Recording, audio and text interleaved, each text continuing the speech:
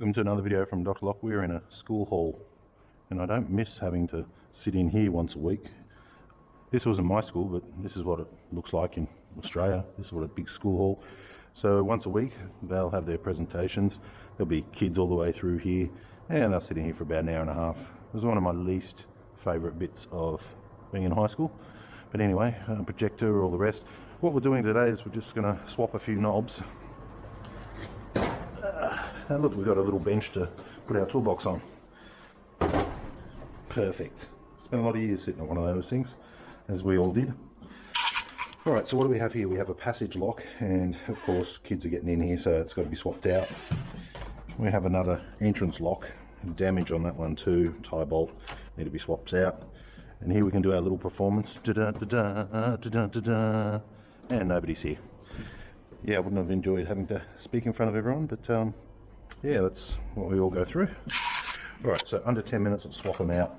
Okay, so we're using a Carbar 3000 commercial grade. The box looks a bit rough. Exactly the same as the Carbine, and exactly the same as the Brava. Let's do it.